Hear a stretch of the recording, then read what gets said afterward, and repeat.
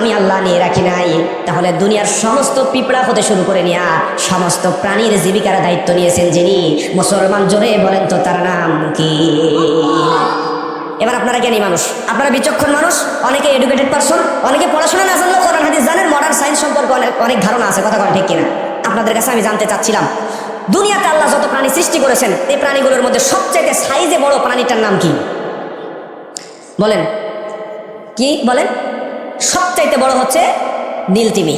সুবহানাল্লাহ বলেন। বুঝবেন ভালো করে, জলে সবচেয়ে বড় হচ্ছে নীলতিমি, আর স্থলের কথা বললে সেখানে সবচেয়ে বড় হয় হাতি। আমি বলছি সব প্রাণীর মধ্যে, তাহলে বড় নাম কি? নীলতিমি।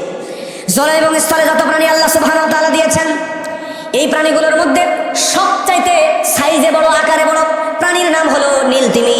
আমরা কিন্তু তিমিকে মাছ বলি, কি বলি? মাছ বলি, কিন্তু মডার্ন সায়েন্স, আধুনিক বিজ্ঞান এই তিমিকে মাছ বলে না।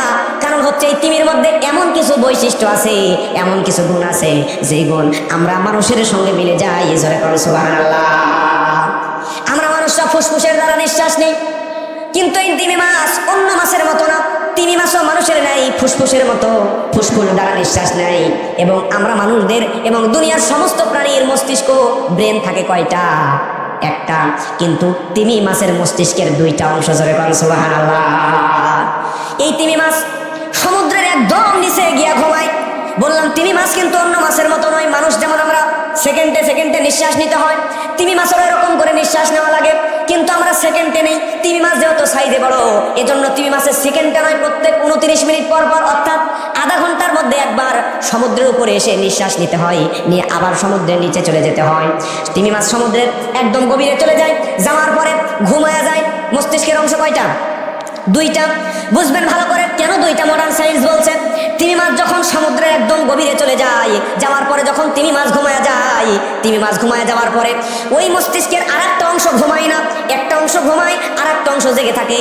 কারণ যখন 29 মিনিট হয়ে যাবে, সঙ্গে সঙ্গে মস্তিষ্কের আরেকটা অংশ ঘুমন্ত অংশকে জাগ্রত অংশ সিগন্যাল দিয়ে দিবে, তোমার সময় শেষ, তাড়াতাড়ি উপরে যা নিঃশ্বাস নাও। স করে তিমি মাছ উপরে এসে নিঃশ্বাস নিয়ে আবার সমুদ্রের নিচে চলে যায়। সুবহানাল্লাহ। তিমি মাছের যদি দুইটা মস্তিষ্কের অংশ দুইটা না থাকতো, তাহলে এই তিমি মাছ সমুদ্রের নিচে যায় ঘুমায় যেত, সময় মতো সিগন্যাল না পাওয়ার কারণে নিজেই সমুদ্রের মধ্যে দম ফেটে মারা যেত। আল্লাহ সুবহানাহু ওয়া তাআলা কত সুন্দর করে তাদেরকে বানিয়েছেন। এই তিমি মাছের মস্তিষ্কের এই দুইটা অংশ, এরকম আরো কিছু বৈশিষ্ট্য আছে।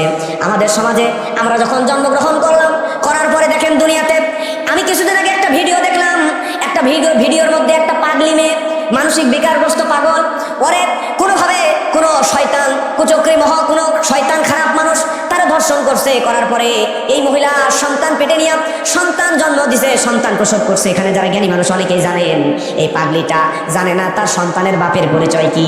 কিন্তু এই পাগলিটা দুনিয়ার খাবার চিনে না, পানি চিনে না, কিছুই চিনে না।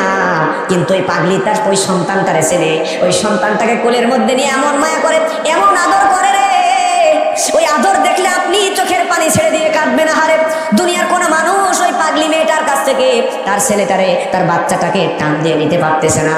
তার মানে একজন পাগল হওয়ার পরেও দুনিয়ার সব ছাড়তে পারে, কলিজার টুকরা সন্তান দিয়ে ছাড়তে পারে না। সুবহানাল্লাহ। কি মায়া মহব্বত আল্লাহ দিয়ে দিয়েছেন মানুষের মধ্যে, ওই তিমি মাছের মধ্যে আল্লাহ এই মায়াটা দিয়েছেন। সুবহানাল্লাহ বলেন।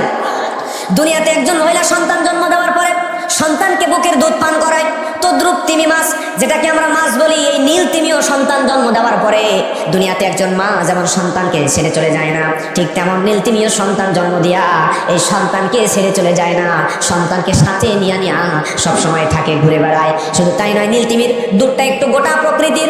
নীল তিমি যখন সমুদ্রের মধ্যে দুধ বের করে দেয়, পানির মধ্যে গোটা গোটা থাকে, আর ওই তিমির বাচ্চাগুলো ঘুরে ঘুরে মায়ের দুধ পান করে। সুবহানাল্লাহ। আমি এতক্ষণ কথাটা কেন বললাম, আপনারা জ্ঞানী মানুষ বুঝবেন ভালো করে। এই নীলতিমি, এক একটা নীলতিমির ওজন হয় 1000 টন। ধরে কোন আল্লাহু আকবার। এক একটা নীলতিমি 100 ফিট করে লম্বা হয়।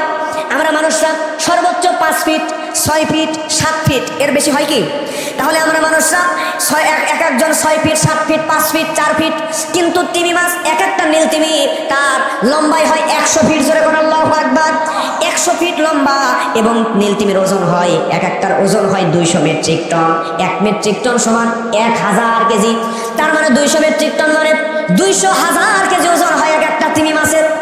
200,000 কেজি ওজনের তিমি মাছ